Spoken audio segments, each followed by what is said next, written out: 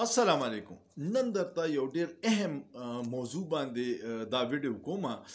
کتل یې ډیر ضروری دی مکمل وګورئ چې آگاهی د توشي چې انټرنیشنلی سره روان دي او د پاکستان خلک یا ادارې داغه د پارسه کوي.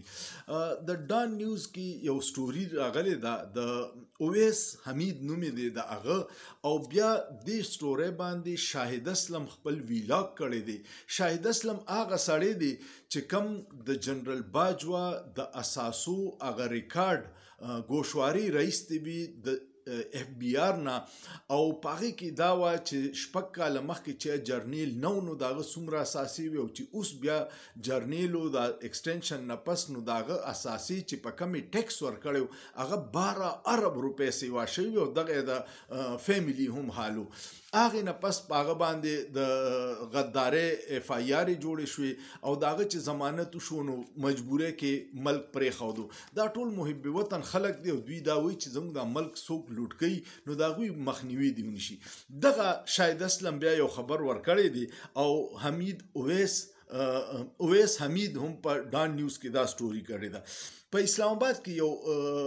ټینک ټانک دی دا غي نوم دی اسلام آباد پالیسی ریسرچ انسټیټیوټ آی پی آر آی اسلام آباد پالیسی ریسرچ انسټیټیوټ آی پی آر آی دا د نېشنل سکیورټي ډیویژن سره منسلک دی او د دې مشر دی میجر جنرال رضا محمد. دوی د چل کړي دي چې په واشنگټن ډي سي کې یو لابینګ فرم دی ټیم ایګل کنسلټنټ دا غي مالک دی سټیفن پین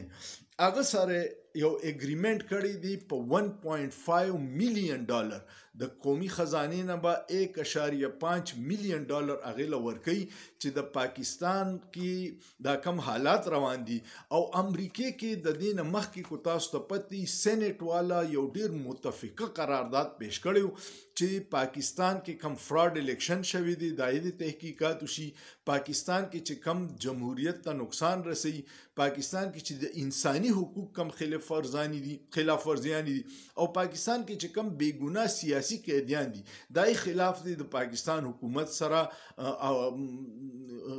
معامله راچوته کی او د دوی نه د مطالبو کی چې تاسو د تحقیقات سکوي.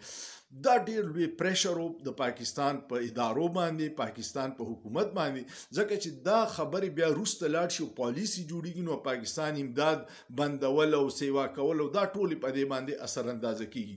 او بیا اوس چې د ایمانی نمائندگان هغه 62 ممبرانو یو خط جو بایدن ته لیکلي او دغه مطالبه دي پکې چې آیا د فراډ الیکشن تاسو دوی سره سوکو جمهوریت چې کمزور دي او انساني حقوق خلاف ورزانه او سیاسي قیدیان او د عمران خان رهایی او هغه کې زموږ د ادارې د مشر نوم مغستې چې دا غنه دی ته پوسو کې دا ډیر لوی الارمینګ پوزیشن نو دینه پس بیا هغه دا سوچو چې الته کې کم د پاکستان د ادارو او دغه د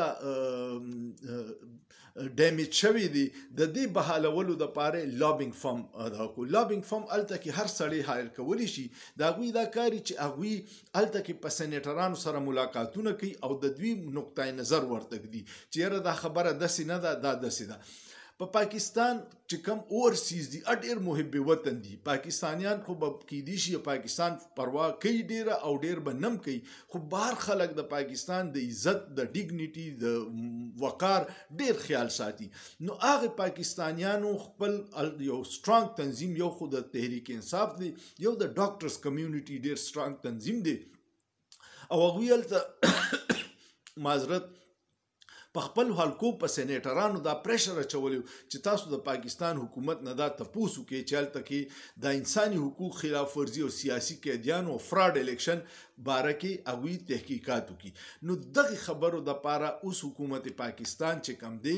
دغه اداره چې کم د دفاعي ادارو سره منسلکه ده د دوی په ذریعہ لابینګ فرم هایر کړي چې کم به 1.5 میلیون ډالر ول سالانه ورکي چې تاسو الته کې زمونږه لګ ایمیج بهتر کې بیا پکې شاهد اسلم دا داوا وکړه چې هغه فرم چې کم دی ټیم لیګل کنسلټنټ ایګل کنسلټنټ هغه د تحریک انصاف الته کې چې کوم مشران دي هغوی سره رابطه کړې ده او څه مذاکراتو شرایط ورته ښودي او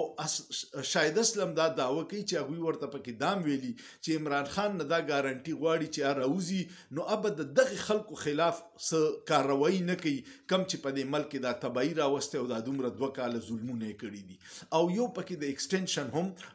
حمایت غواړي نو والله عالم چې دې کې څومره حقیقت دی خو وایي تحریک انصاف ولله جواب نه دی ورکړی نو دا یو ډېر اهم ډیولپمنٹ دی چې د عوامو په پیسو باندې په $1 مليون سالانه باندې یو لابینګ فرم هایر کړی دی چې کم به اوس دغه معاملات ګوري په دې باندې د پاکستان مستقل مندوب چې وا په UN کې ملیحه لودي شدید تنقید کړی او سوالونه چوت کړي دي چې بس الله دې خیر کړي نو امید لرم چې تاسو به ویډیو خوښ شوي کو ویډیو مو خوښه شوه نو کمنټ پیو کې لایک کې شیر کې او سوچ پیو کې په سوچ کې څه ګناه نشته